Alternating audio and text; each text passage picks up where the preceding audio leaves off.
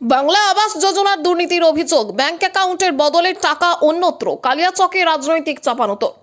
বাংলার আবাস যোজনায় আবারও দুর্নীতির অভিযোগ সামনে এলো। আধার ও ব্যাংক অ্যাকাউন্ট নম্বর পরিবর্তন করে প্রকৃত উপভোক্তার পরিবর্তে অন্যের অ্যাকাউন্টে টাকা ঢুকিয়ে দেওয়ার অভিযোগ উঠেছে তৃণমূল পরিচালিত গ্রাম পঞ্চায়েতের প্রধান ও উপপ্রধানের বিরুদ্ধে। ঘটনাকে কেন্দ্র করে রাজনৈতিক মহলে শুরু হয়েছে তীব্র চাপানোতর।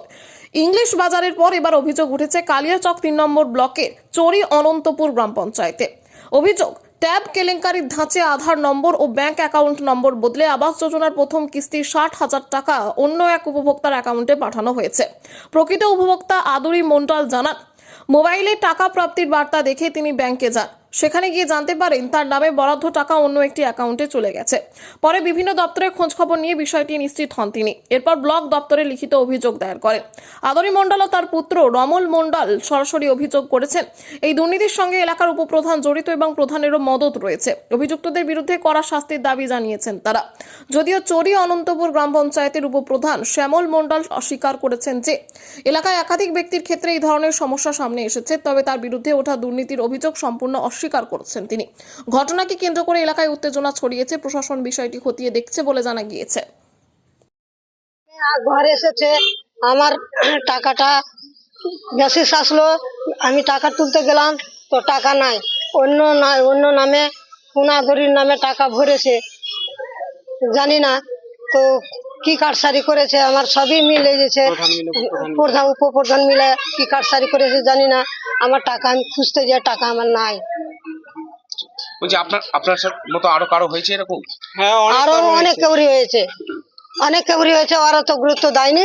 আমি আমার কাগজ আছে, আমার সবই কিছু আছে, আমি গুরুত্ব দিয়েছি। আমার জিনিস হারিয়েছে, আমি খোঁজাখুঁজি করতে লেগেছি। অভিযোগ করেছেন? অভিযোগ করেছি। কোথায় করেছেন? কোথায় করেছি? ভিডিওতে। যদি অভিযোগ করেছেন? হ্যাঁ, ভিডিওতে সে আমি সব কাগজপত্র যা লাগে সব আমি জমা করে এসেছি। কবে মেসেজ পেলেন এরকম যে টাকা ঢুকে গেছে? মেসেজ 1 মাস হয়ে গেল। তারপর অ্যাকাউন্টে টাকা নাই? না, তো ঘুরে আসলাম, কি করবো, বোকার মতন ঘুরে আসলাম, এই কাণ্ড করলো। আপনার পাড়াতে আর কারোর সাথে এরকম হয়েছে? হয়েছে তো, ওরা তো গুরুত্ব দেয়নি বাবু, ওরা তো গুরুত্ব দেয়নি। হয়েছে এরকম? দু তিন জনের হয়েছে। আমি শাস্তি চাই, আমি টাকা ফেরত চাই, উপপ্রধানের শাস্তি চাই। কবে কবে করেছিলেন আবেদন? আবেদন করেছি 6-7 দিন হয়ে গেল, 7 দিন হয়ে গেল। আপনার নাম? আমার নাম আদরি মণ্ডল। চরি অনন্তপুরের যে ঘটনাটা বললেন, এটা কোনোভাবেই আমাদের দল বরদাস্ত করবে না। কারণ কেন্দ্রের শত বঞ্চনার পরেও মুখ্যমন্ত্রী মমতা বন্দ্যোপাধ্যায় এই আবাস যোজনার টাকা বেনিফিশিয়ারির অ্যাকাউন্টে যাতে পৌঁছায় তার জন্য ব্যবস্থা করছেন। সেই টাকা নিয়ে যদি কেউ আত্মসাৎ করার চেষ্টা করে, তাহলে আমাদের ডিমান্ড থাকবে কঠোর থেকে কঠোরতম শাস্তি। এর সাথে যারা জড়িত তারা যেন পেনালাইজড হয়। না, ঘটনা হচ্ছে এই ঘরটা তো আবাস যোজনার ঘরটা তো আমাদের নতুন পঞ্চায়েতে আসার আমাদের প্রধান আমলের লিস্ট নয়। এটা হচ্ছে 2016-17 লিস্ট। 2016-17 থেকে সরকার পক্ষ বিভিন্ন জায়গায় বিভিন্ন রকম সংস্থার মাধ্যমে ইনকোয়ারি করে আবাস যোজনায় যার সত্যি নাম আছে, যে পাওয়ার যোগ্য, টাকাটা তার নামেই যাবে। এবার ব্লক দপ্তর থেকে বা ইনকোয়ারি থেকে বা সুপার চেকিং থেকে কোথায় কার কি হয়েছে সেটা তো আমাদের মেম্বারদের বলার ব্যাপার নয়, বা আমরা জানিও না। তবে আমরা ব্লক দপ্তরকে জানিয়েছি 2016-17 ঘরের লিস্ট, আগে আবাস যোজনায় যাদের নামে লিস্ট ছিল টাকা যেন তারাই পায়। এখানে কোনো মেম্বার প্রধানের কোনো রকমের গাফিলতি নেই, যার নামের টাকা সেই যেন পায়, তদন্ত সাপেক্ষে।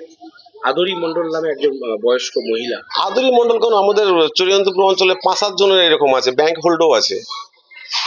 এবার আদরি মণ্ডল যেটা বলছে, সেই একটা আদরি মণ্ডল কুটিপাড়া বুধে আছে, সেই একটা আদরি মণ্ডল মানিকটোলা বুধে আছে, এবং তারা আবাসযোগ্য লোক। এবার আবাস যোজনায় যার নাম আছে, যার সঠিক পেপারস আছে, সেই টাকা পাবে। এটা গভর্নমেন্ট দেখবে তদন্ত করে, এখানে তো মেম্বারদের কারো কোনো হাত নেই। এই যে মানিকটোলার যিনি আদরি মণ্ডল, তার ফোন নাম্বারে মেসেজ ঢুকেছে টাকা পেয়েছেন তিনি 60,000 টাকা, কিন্তু বাস্তবে তার অ্যাকাউন্টে টাকাটা ঢোকে। ঘটনা হচ্ছে ডিজিটাল যুগ, এখন কোথায় কি আছে না আছে সেটা ডিপার্টমেন্ট বলতে পারবে, এটা আমাদের পক্ষে বলা সম্ভব নয়। বলছি আপনাদের বিরুদ্ধে অভিযোগ করছে যে আপনারা এটা করে দিয়েছেন। এটা কেউ যদি কারোর বিরুদ্ধে মানে করে, তাহলে এটা একটা বদনামি করা, অন্য কিছু নয়। ঘরের টাকার ব্যাপারে সম্পূর্ণ যা কিছু করবে দপ্তর করবে, এখানে মেম্বার প্রধানদের কারোর কোনো হাত নেই, যা কিছু করবে সরকার করবে। এবং আমি বারবার বলছি তো, এটা আমাদের নতুন পঞ্চায়েত 3 বছরের মেম্বার প্রধান আমরা, এটা তো আমাদের লিস্ট নয়, এটা তো লিস্ট হচ্ছে 2016-17 লিস্ট। 2016-17 থেকে যাদের নাম হয়ে এসছে, যাদের নাম টিকে এসছে, সেই মোতাবেক টাকাটা পাবে। এবার আবাস যোজনায় যার নাম সঠিক আছে সেই টাকাটা পাবে। এখানে কারো কোনো মেম্বার প্রধান যে কারো অ্যাকাউন্ট চেঞ্জ করিয়ে দেওয়া, কারো এই আর কিছু করিয়ে দেওয়া, এরকম কোনো ব্যাপার নেই। যা আছে তার তদন্ত সাপেক্ষে গভর্নমেন্ট তদন্ত করে দেখবে এবং যার নামে আছে সেই টাকাটা পাবে। বলছি এই যে অভিযোগগুলো উঠে আসছে, বিডিও অফিসে জানাবেন আপনারা, বিডিওকে বা হ্যাঁ, আমাদের বিডিও অফিসে জানানো আছে তো, জানানো আছে বিডিও অফিসে যে আপনারা সঠিক তদন্ত করে যে ঘর পাওয়ার যোগ্য, যার লিস্টে নাম আছে, যার আবাস যোজনার তালিকায় নাম আছে, সে যেন টাকাটা পায়। আপনার নাম? আমার নাম শ্যামল মণ্ডল, চরিয়ানন্দপুর উপপ্রধান। চরিয়ানন্দপুর গ্রাম পঞ্চায়েতে প্রধান এবং উপপ্রধানের উপরে অভিযোগ যে তারা আবাস যোজনার টাকা একজনের টাকা আরেকজনের অ্যাকাউন্টে দিয়ে দিয়েছে। এই ঘটনা তৃণমূলের নতুন না, এই দুর্নীতি তৃণমূল প্রথম থেকেই করে আসছে। আমরা হরিশ্চন্দ্রপুরের ক্ষেত্রেও দেখেছি, মালদা জেলায়, যে সেই সময় বন্যার ত্রাণের টাকা যাদের পাওয়া উচিত তাদের অ্যাকাউন্ট থেকে না গিয়ে সেটা বিহারের প্রচুর লোকের অ্যাকাউন্টে গেছে এবং তৃণমূলের নেতারা সেই টাকাটা আবার তুলে নিয়েছে। তো এইটা তৃণমূলের স্বাভাবিক ব্যাপার হয়ে গেছে। এরা কেবলমাত্র এই আবাস যোজনার টাকা না, এরা চাকরির টাকা, এরা জমি, সরকারি জমি দখলের টাকা, পুকুর ভরাটের টাকা, সমস্ত জায়গায় দুর্নীতি করছে। এদের পঞ্চায়েতগুলো একটা দুর্নীতির আখড়া হয়ে গেছে।